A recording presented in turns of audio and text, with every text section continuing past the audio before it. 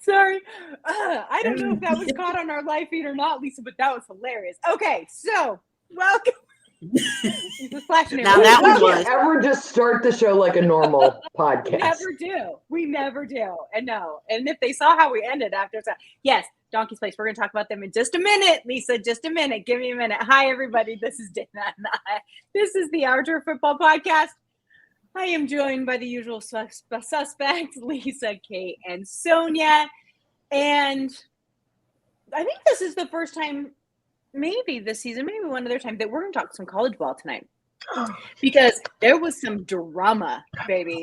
Holy crap. I didn't think there could be this much drama in college ball. But there was girl, you obviously haven't been paying attention. I do. You know how I am about college ball, right? Yeah, for sure. We are going to talk about the two major college shifts that happened this weekend. We're also going to talk some NFL. We are going to be talking about teams that are surprising us in a good way because we were so negative the last couple of weeks. We needed to pump it up and bring the happy up. So we're going to talk about a couple of NFL teams that are really kind of shaking up their division and causing a little bit of a stir. And teams that we didn't necessarily expect to. So I'm excited to talk about that and more. But before we go on, we are going to have Lisa tell you about her shirt, who is also our sponsor. Shirt. This is Donkey's Place. These are the coolest shirts ever. Look at this, right? I love them. And I want a big shout out to them for sending us shirts. And the three girls also have shirts. It's just I have not sent them to them yet. I wish I had a shirt. I know. It's bad, but anytime you're up north they got 3 locations. Their Mount Holly location just opened up, and they're doing fantastic. Great reviews. Literally one of the best cheesesteaks up in the New Jersey area. So if you get a chance, tell them the girls from Our Turf sent you. Camden, Medford, and the new Mount Holly location. They are delicious. So yeah. We are so appreciative to Donkey's Place and all their support that they've done over the years. This is the first year that they sponsored toward the end of the year last year. I think and this is their full season with them, and we're so grateful for that, and we appreciate it. All right, so let's go ahead, and we will all wear our shirts if Lisa ever gets them in the damn mail. Okay, so next we are going to move on. Let's talk about this. So let's just get it out of the way before we talk about anything else. So we got to give her due. It's great to me. Michigan Wolverine is great to me. Michigan Wolverine is great to me. Michigan Wolverine. But we still got business to take care of, so that's why I'm not wearing my Michigan gear. I'm still in my superstitious mode. So yeah. But I know you were traveling and you just got back, but I don't know because it just broke a little bit ago. Michigan is ranked number 2. Okay. It should be. But they just came out debut, and you are number 2. That's amazing. Here's the thing, you guys. We, the 4 of us have been together doing this for 10 seasons now, right? And every single year, my favorite time starts in about September. And Kate and Sonia start going at it with the little Ohio State and Michigan and back and forth. It's some of my favorite thing. And so I love that this year. Sonia got to crow a little bit. Sorry, Kate, because normally it's Kate who's doing the crowing. It's been 10 years since she's gotten to crow, so it's okay. Exactly. The reality is I don't know that Jim Harbaugh would have had a job today if he had not finally won. He was 1 for 5. So yeah. Life is about balance. You can't enjoy the victory if you don't suffer some losses. I'm being all philosophical about this. My entire football weekend was a hot dumpster fire trash mess. Harbaugh's 2, Ohio 0. Yeah, because they both got it. Oh my gosh, that's right. Cleveland really hates the Harbaugh family this week. Jim got me Saturday, John got me Sunday. I mean, we took the ball away from him 4 times, and he still won. I can't. Here's a spoiler. When we talk about the teams that are doing well that we're surprised by, it won't be the Browns. Yeah. Well, I'm in that boat with you. Okay, so let's go ahead and do it. I think there's only one winner of the group tonight. Lisa, how the hell did your Dolphins pull that off? Right? Just say you don't know. Just say you coming don't together. know. It's coming together, Pepper. It's coming together. The kicking game is the most important. 15 years later. The kicking game Yeah, it was Special teams, Lisa. Whew. Yeah. The rest of us have got nothing to talk about this week. All right. So, let's go ahead and get started with our show. So, okay. Let's go ahead and let's start with Mr. Lincoln Riley. We are going to talk about these college coaches. So, Lincoln Riley, I read a headline that says he may have got the greatest contract in sports history. So there's some interesting things there. So obviously he left. It was Oklahoma, right? Not Oklahoma State. Oh yeah, okay, Oklahoma. Went to USC. Oh my God, thank God USC finally hired someone so I could quit hearing the crap about Pete Carroll going back to USC. I'm so glad about that. So let's go. So he left his contract, and he just left. Yeah, he did. He just up and left. Out the door he went. He says, this is the closest they could come. It's not confirmed. Obviously, they're not releasing it. $110 million. USC is buying both of his homes in Oklahoma for $500,000 over what they're worth. They're buying him another house in LA, and he has unlimited use of a private jet. Sign me up. I'd leave too, right? I'd be out of there too. But here's the thing that bothered me, and I'm going to let you guys are way more into college ball than I am, so I'm going to let you take over here in just a second. But here's the thing that bothered me. He was not going to speak to his players at all. And I think it was either the president of the university or the AD went to him and said, you have to say something. 2 minutes, out the door. That's all he said to his players. That's a bunch of crap. Mm-hmm. Kate, were you surprised to see him go?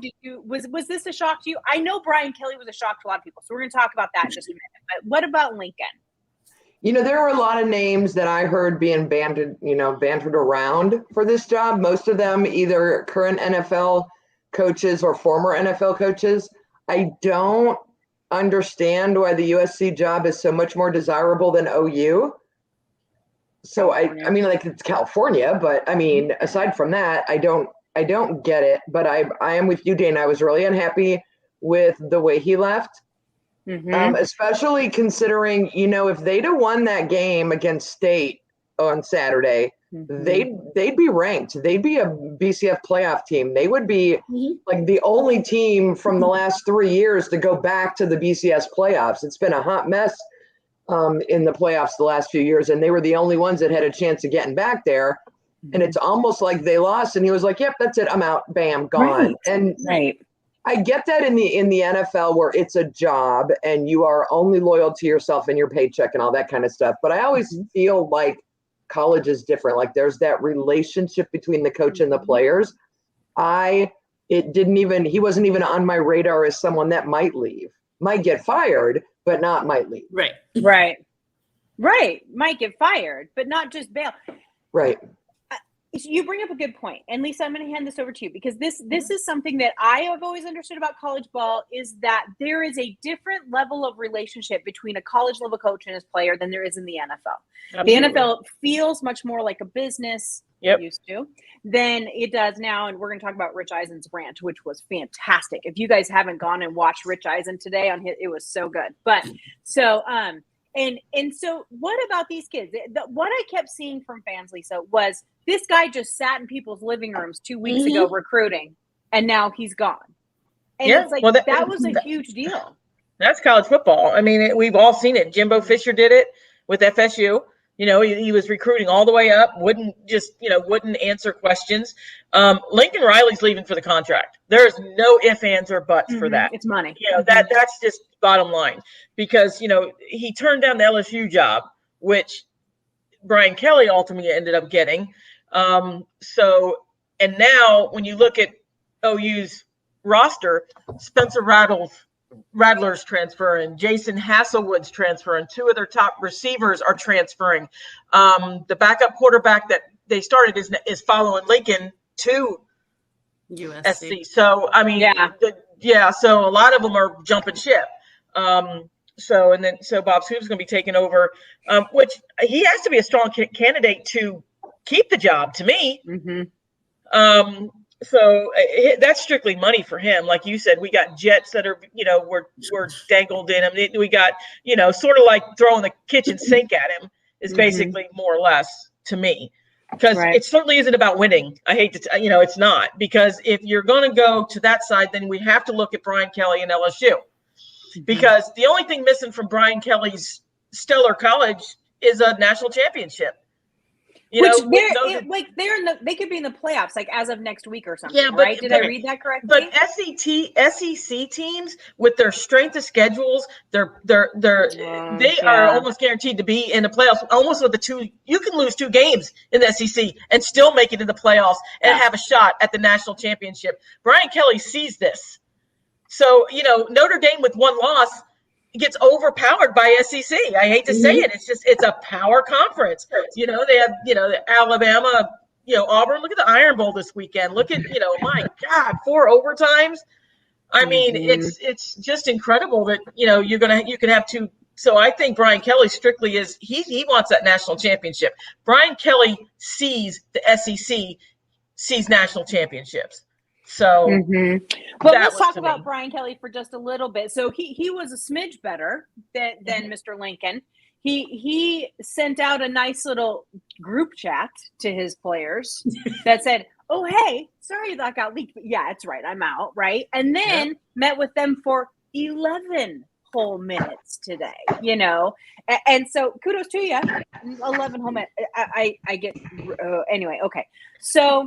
Here's the interesting thing with Brian Kelly this is Notre Dame. His contract too, by the way, it's like 10-year, north of $100 million with incentives. It's ridiculous. You have to remember that's what stinking John Gruden got from the NFL, and they're getting this at the college level. Okay, we're going to go to that rant in just a minute. But Sonia, I want to talk to you about this. Notre Dame, that's a dream job for a lot of people, right? That's a dream job for coaches. It's such a storied, football team. They make movies about it. It is so fantastic and amazing. And everyone's like, oh, Notre Dame. Right. And it's like, he was there for 10 years. And he just up and bailed because he wants a championship. There's lots of Brian Kelly is not a nice person stories out there, and we can look through a million of those. But it's just fascinating to me. And me not being a huge college football person, you're leaving Notre Dame to go to LSU, and LSU's firing their coach just 2 years after they won the national championship. Sonia, I'm baffled by this. It's baffling, but it's the name of the game. I mean, like you guys said, like Lisa and Kate said, he's going now to the SEC where he's going to be able to, take hopefully not a 2-win team, or 2-loss team, but will be able to kind of revive LSU and get them back to the championship. And that's probably what he wants. And he's not going to be able to do that. I think he kind of hit his ceiling at Notre Dame, if you will. And then he thinks that LSU is going to be able to get him the rest of the way. They fell off hard. And so he's going to have his work cut out for him, I think. I don't understand why he did it, but I mean, I guess I do too. Money and, the challenge and really finally getting to win that national championship. But that's you also got to understand with Ed Orgeron, it wasn't all about football. There was some things that were happening with some sorority girls, and Ed took his divorce a little hard. So Ed went kind of urban mind. Yeah, he was. And so, I think it was known that, some inappropriate things were going on. So it wasn't all football related for Mr. Ed. True. Yeah, true that. It's true. Absolutely true. Kate, what do you think of the Brian Kelly? Do you agree with the girls? He's just chasing a championship. Do you think that so I read one of the things, it's like 1 to 2 years at LSU, he'll be in the NFL after that. What is your thought on that? Yeah, I think he's trying to get to the NFL, and a college championship is the way to do that. The problem with Notre Dame is, so if you look at the rankings, the way we've got the standings now, the 25s, the top, 4 or 5 teams still having more games. They still have a conference championship game, or they have some other game coming up. Notre Dame's done. They're not in a conference, and I think that hurts them. Although if a bunch of the top guys lose, maybe not playing is an advantage for you. I was never a huge fan of Brian Kelly. That's just me. I love Notre Dame. I don't know very many people who are, from what I've read. I don't. I'm more interested in the candidates for the job now that he's gone. I'm sure jokes will be made about Pete Carroll because you are not allowed to be happy, so we have to keep throwing his name around. Yes. But there's already been talk in Ohio that Luke Fickell, who's down in Cincinnati, if he does well enough in Cincinnati, that Notre Dame is an upgrade for him. And the defensive coordinator, Marcus Freeman in Notre Dame, would be a good option to bump him up as well to head coach. And then you've got PJ Fleck in Minnesota. I was you've got about other to say, PJ Fleck in that mix too, I think. Yeah. And I'm not really sure why Notre Dame is an upgrade other than, it is a better team than like a Minnesota, but I don't know that it's an upgrade from Cincinnati other than it's D1 instead of, Cincinnati's still D1. It's just, I don't know. It'll be interesting to see who they get. I think it's the stature of the school. It's the name. Mm-hmm. It's we made a movie, Rudy, about, you know what I mean? It's Notre Dame football. I know. I just wish they would join a division. And frankly, when they let Rutgers in the Big Ten, I was aggravated. I'm like, why are you letting basketball schools in here? Why you can't get me a football school? Notre Dame should be in the Big Ten. Geographically speaking, it should be a Big Ten school. Yeah, it should be.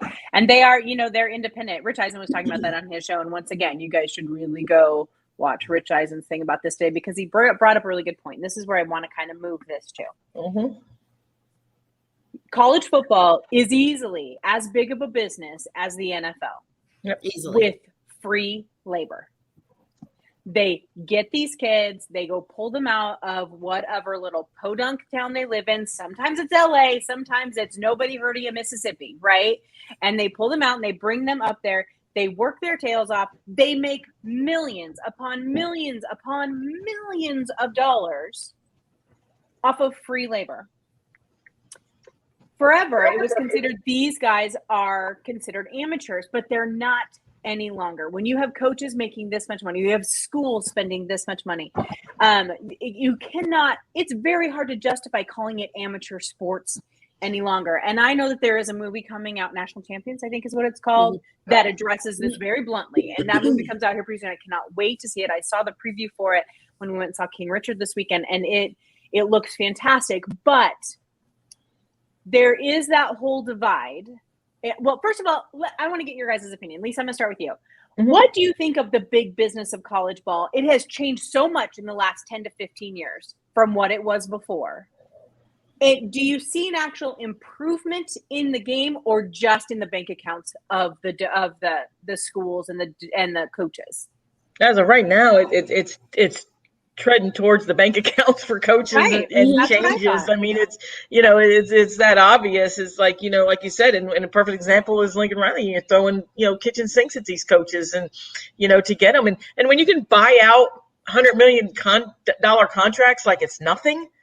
It's like, okay, well, what's your buyout? And all these coaches, and it's crazy because all these contracts are, well, if I leave, I'm guaranteed $100 million. Those other colleges are just, okay, no big deal. We'll pay that. And then you sign another $90 million to $100 million deal. Plus you get planes and houses, and Nick Saban did it. Nick Saban, the Alabama Boosters bought his house. That was one of the God's sake. And so it's big business. So honestly, if you are a parent of an up and coming guy in high school, say, and all these collegers come in, and you want a piece of that pie too. So I think it's all coming full circle. They don't get a piece of the pie. Now, I will say there was a huge improvement because they can get endorsements now. Yes. So that's what I'm saying. As long as you get something, but that you kind of like just put that all in the whole of the money that these, and then you come with the football. That's why we have what we have with the salary caps, because the bigger schools with the bigger money and the bigger budgets are going to draw the bigger coaches. Mm-hmm.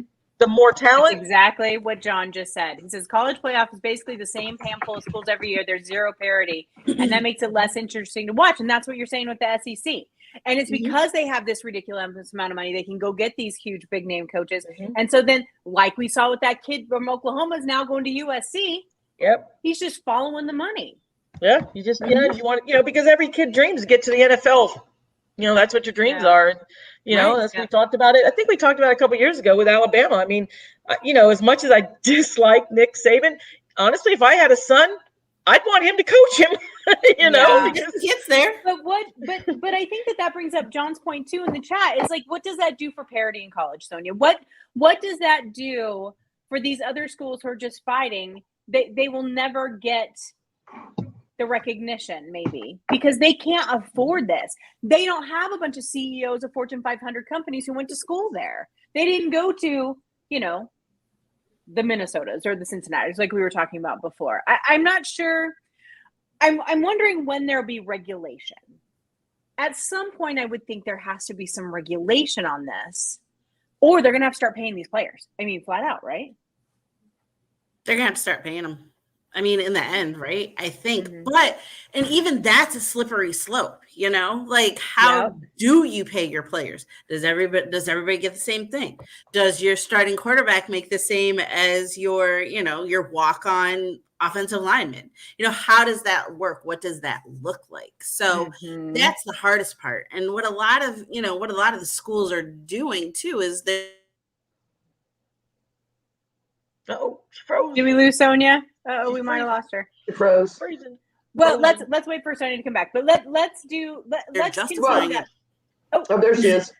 I'm sorry. Okay, that's okay. But no, I was just saying that, you know, they justify it with saying that the athletic department, how much money it brings in, it helps fund the rest of the school and, you know, other scholarships, which in a way, yes, it does. But also there's a bunch of other things that could be done as well, too, you know. So, yeah. It's a mess. Okay, so John is in our chat right now saying that they should get a minimum wage for a 15-hour-a-week part-time job because they get a full ride in an education. Let me tell you, that is not true. That I don't know. Here's the thing. First of all, the problem I have with this, John, and I understand where you're coming from, John. I really, really do, because a free education is amazing, right? It's a huge privilege. But here is the thing. I went to school. I was friends with these athletes. They are booked from morning to night. They're not allowed to work. They had no money. I can't even begin to tell you how many football players I had eating in our living room because they didn't have any extra. They said, oh, they get food until the cafeteria closes and then they're starving. Here's the thing too, and that's big schools, they get the benefits. Little schools, I went to Montana State University. Those kids don't get crap, right? They don't get anything. And here's the thing, exposure for a multi-million-dollar job. You also have to remember that if they get an education and graduate, then that education was worth it. But if they wait to graduate to go into the NFL scouts consider them too old. I cannot even begin to tell you that they don't want a kid that's over 23 to 24 years old now. And if they have to finish that school, they're going to miss that window. It's such a slippery, it's so hard for me. The other point that's brought up a lot when we talk about this and the ridiculous amount of money that is surrounding college ball right now is what about the other sports? I am 100% behind that. I get it. Why is there no regulation to use some of your bigger money-making sports, basketball and football, in supporting the smaller sports? Do they? I'm not even sure, but I would think there should be some regulation there. Kate, you're dying to get in. I know you are. Go ahead. I know I've said this to you ladies before. I would take the top 32 college schools and I would affiliate them each with an NFL team, because the problem is there is no minor league system and the NFL doesn't have to come up with one. So they can sit back and watch and they get free interviews and scouting from everybody. So you take 32 schools, you put them in their own conference, they get 10 slots. The NFL team gets to pick 10 players and put them on that team, and they don't have to go to a single class. They get a paycheck from the NFL team, and everybody else deals with the NCAA rules. Because there aren't more than 10 guys on a team that are going to qualify for the NFL and are those biggest stars anyway. And those boys don't want to go to school. You can go to school later. You're right.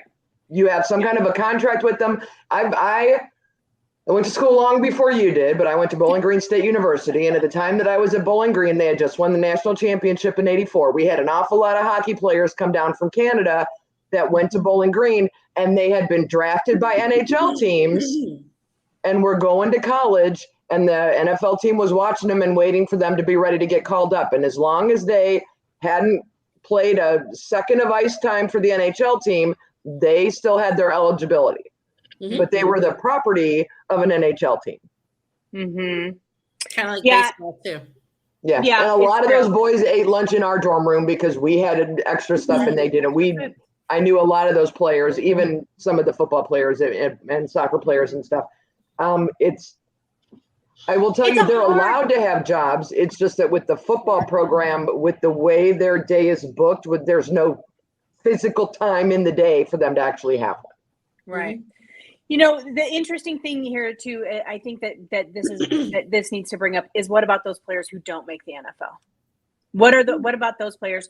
Here in Missouri, he was from here in Missouri. He was his second year, he played 3 years of college ball for Mizzou. I can't remember the name, and I feel terrible. I should have looked it up beforehand. I apologize to him. But he was diagnosed with CTE. He died at like 28 years old. His brain, he had full on CTE at 28 years old, and they don't even have health care. They don't have anything. So if you don't want to pay them, find some way to compensate them. You played NCAA football, you played NCAA soccer, whatever it is, you get college level health care until you get different or better health care. Find some way to compensate them so they get something for it, instead of my body's completely broken and now I have to move on with my life. I just feel like there's a better way. I don't know what it is. I don't know 100% what it is. And maybe it's not straight out paying the players. Maybe it's in other benefits. I don't know. And I think the sponsors and like the contracts that they're getting from advertisers is a huge step in the right direction. I think that is a huge step in the right direction, but I think that there's something very broken there, and it gets just so blown up in the media when you see these contracts for these coaches. The problem is go ahead. The problem is nobody in the college system actually wants to fix it. Well, we're the ones who see it and don't like it. The players who are the free labor don't like it. The people running the show, they don't care. They're cashing checks. They have no problem. And so I don't know what it would take to change it, other than maybe a player strike. And good luck organizing the players to say, we're just not going to play. Well, and a lot of the money comes from boosters. I mean, there's huge boosters. Right. I mean, the amount of money that the boosters, Michigan included. I mean, Michigan pays, top dollar for. And look at the Dolphins fans. I mean, Steve Ross owns the Dolphins, who gives money liberally to the athletic department at Michigan. Exactly, Michigan. Mm-hmm. We can talk about Jimmy Haslam in Tennessee. I mean, maybe this is something, and I'm gonna pretend I never said this as soon as I say it. The federal government makes rules about how much money you can donate to a political party. Maybe there need to be federal rules and monitoring of how much money individual donors can give to athletic to amateur programs. Do you hear that? That's our whole opinion from the NCAA telling us to hell up. Well, the NCAA, they'll handcuff boosters for players, but they won't handcuff boosters for universities. Right. No. You can't. You'll get suspended if you try to help a player, but you can write me a check for $10,000 or $100,000, and I'll put your name on the gymnasium wall. Beautiful. Exactly. Right. Great point. Perfect. You can sponsor a locker for $1 million. Yeah, I know. But then also, you think about it, if the kids get paid, then they technically become employees, right? Mm-hmm. So then, you think about, and I'm just talking about just current events, not trying to be political, but you think about like the whole COVID vaccine mandate thing. And then what does that come down? Now these kids are having to make this choice, because if they don't, then they're not getting paid and they're not going to do it, Exactly. Yeah. So, now you're an employee. Do you get health insurance? Do you get... You're an employee of a university. Don't they have like a separate pension fund or retirement funds through schools? Get that. That's all of that. That's what I mean when there is no easy answer to this, but there has to be some sort of an answer. You have to start somewhere. Yeah, but Michelle brought a good point. How do you divide all that? Who gets what? No, that's my whole point. It's not an easy answer. It's something that would have to be worked out over time, and then you throw in, do they get a college players union? Do they do this? Do they do that? There's a lot to it, but we just know the way it's working right now is not working.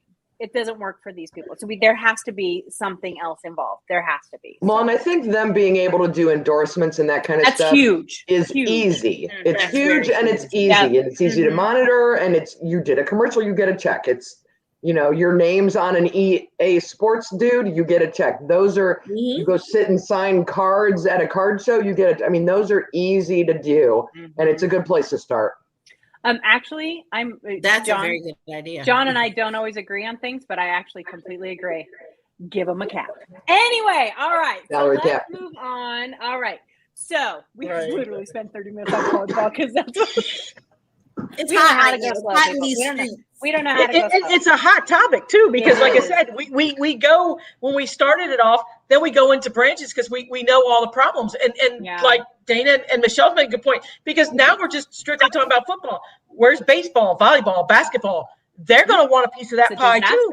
Yep, and they deserve it. And women's athletes, come on, let's talk about women's athletes, None of those sports are as big as football. I don't even care about basketball and the Sweet 16. None of those are as big as football is. Agreed. But what you do for one, you have to do for the other, I think, to a certain extent. So, all right. So let's move on to the NFL, shall we? So the last couple of weeks, we have been talking about teams that have really pissed us off lately. I'm not going to lie. I mean, basically, that's what it's been, right? Like a complaining fest. So I wanted this week to talk about a couple of teams that, at least to me, I did not expect the seasons we're getting out of them. I've been really impressed with them. And so I wanted to chat with them for a little bit. And I want to start with the New England Patriots. Now, listen, I understand it's really hard for the majority of the people in the football world to say nice things about the New England Patriots. I get it. I understand it.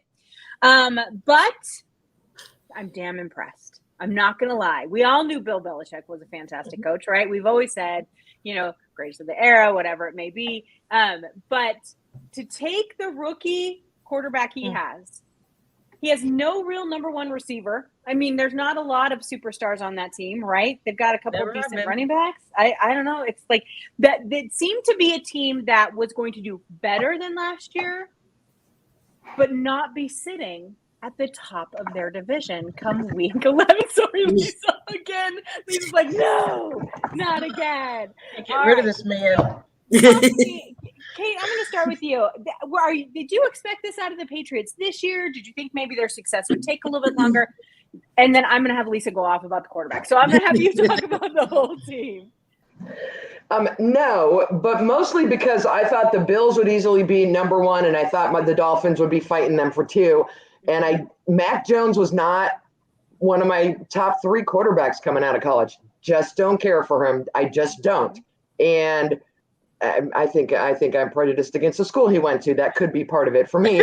But I thought Belichick would have a harder time with him, so I thought third in the division. And let's face it, their offensive line was a hot mess. They've been rotating through right tackles it feels like for the whole season. Trent Brown, Justin Herron, Yasir Durant. Like every time I turn around, there's a different dude at right tackle. And you can't put a rookie quarterback in behind a crappy offensive line and expect to do well. And yet they have gotten, and they started rough, but they have been on a roll the last 4 or 5 weeks that it just seems like Bill's got him where he wants him, and they're clicking on all cylinders. Yeah. Is it something as simple as this? Michelle says never down the hoodie. I mean, we know this. But after last season, I mean, they had Cam Newton in there. We knew he wasn't the answer, right? But still, we thought that they would do a little better than they did. And yet, last year, you almost have to write off 2020 because it was just such a weird season. Lisa, he gets Mac Jones. And we even said after the draft, I remember after the draft, we all agreed that he seemed to be a good fit there. Like that. Beautiful. He was perfect. He's a Bill Belichick quarterback. But what is he doing that is so right within this system? How is this quarterback, fitting so perfectly into this system? And I know it hurts you to talk about it, but I talk about the Niners later. So not turning the ball over. He's not turning the ball over. He's not making mistakes. He's Josh McDaniels has him in a window to make good, efficient throws. They're clicking on all cylinders. They're, the fundamentals of football 101 is New England Patriots right now. Executing plays. Just do your job. Block the guy in front of you. This is your block. You're not making mistakes. Defense is complementary to the offense. I'm saying it. They're making a difference. Dante. So proud of you right now. Dante Hightower. Anchoring that defense. The defense is coming right along too. So and that's what happens when teams get hot. They all come together. Confidence level goes. The system's perfect for him. We knew it. I mean, he just dropped right in his lap. When he dropped his lap, it was like, good grief. It was just a perfect fit. And like I said, Josh just working with what you got, fundamental 101, doing your job, executing plays, and don't make mistakes and don't turn the ball over. And that's exactly what they're doing. And they're balanced. They're running, they're throwing, and they're efficiently scoring. And now where are we at? We're in November, December. Titans are reeling. Yep. Buffalo seems somewhat, they might have their stuff back, but yeah, now we're kind of gun shy. Now we're gun shy because it's like, which Buffalo team's going to show up? So, and it's, I think we have a Monday night, right? Yeah. Buffalo and New England. Monday. Game, I heard. Yeah, should be Stowe. So I think that'll give us a good topic for Tuesday. See who, because that pretty much is going to me, almost decide the division, right, guys? I mean, to a certain extent, I think so. Yeah, I mean, their next 3 games coming up, they have Buffalo on Monday night, they have the Colts, and then they have Buffalo again. So so these 3 weeks, next 3 weeks, you're getting ready to figure out if they're for real, right? They've only got a game on Buffalo. I feel like Buffalo's not doing well, but they're 7-4. I know, right? 8-4, like they're right there. What to me, what I see with the Patriots is it's sort of back to what Dana said. It's your typical Belichick team. They don't have a superstar at wide receiver or running back. Right. They share the load with everybody. Mm-hmm. They have no fantasy studs because you just don't know whose turn it's going to be to get it. Right. They have guys who don't turn the ball over. Right. Exactly. And that is one thing that I've heard that is kind of a little bit of a knock on them, if you will, is that they haven't really converted on all their scoring opportunities. They have relied on their kicker a little bit much these past few games, but I mean, who knows? It could still work though. Well, yeah, and we have talked about this before, but the AFC, there is no clear-cut winner. My God, the AFC West, the Chiefs are on top at 7-4. Every other team is 6-5. I was about to say the rest of them are 6-5. Yeah, it's like 6-5, 6-6, 7-6. I mean, they're all like mid-pack. Yeah, it's amazing. I mean, the AFC South is the only one that I think is still really up for grabs, just because I think the Colts could catch the Titans. Nice segue there, The Texans and Jags are out of right it. into the Colts. We're going right into the Colts next. I love that. That's amazing. Nice job there, sister. All right, here's the thing with the Indianapolis Colts. We knew that they had a good defense, and we knew that they had Jonathan Taylor, right? What we didn't know was what Carson Wentz would show up for that team. Am I right? Like, would he be the disaster? Definitely. Would he be, he had a good trade. They traded for him, which if you look at the trades that happened around that now. So Carson Wentz was traded. He was kind of middle of the pack because then Sam Darnold went. Right. He has not done well. Obviously, they've already replaced him back with Cam Newton now. Right. And then Matt Stafford was also in that kind of bigger quarterback switcheroo that went on. And now there's some real question marks around Matt Stafford in LA, and people aren't looking at that trade as much. It almost looks like Carson Wentz might have been the smart way to go. He wasn't near as expensive. Golf in that? Golf was in that trade? Well, yeah, but we don't talk about it because it makes Sonia sad. So we don't talk about that. I blame Dan Campbell, but go ahead. Yeah. At least for Thursday, but go ahead. That's So I think that Carson Wentz is looking like the smart choice for the Colts right now. Their team is absolutely clicking right now. Now they are not, the head of their division yet. But the Titans, yes, they're 6-6. The Titans are 8-4 because the Titans started out so hot. But we've seen the struggles the Titans have had. Then they lost Derrick Henry, and things have been hard. They lost Brown, too. They lost their wide receiver, so they're really hurting now. Yeah, I think that it is I think that division, like you said, is a little more open.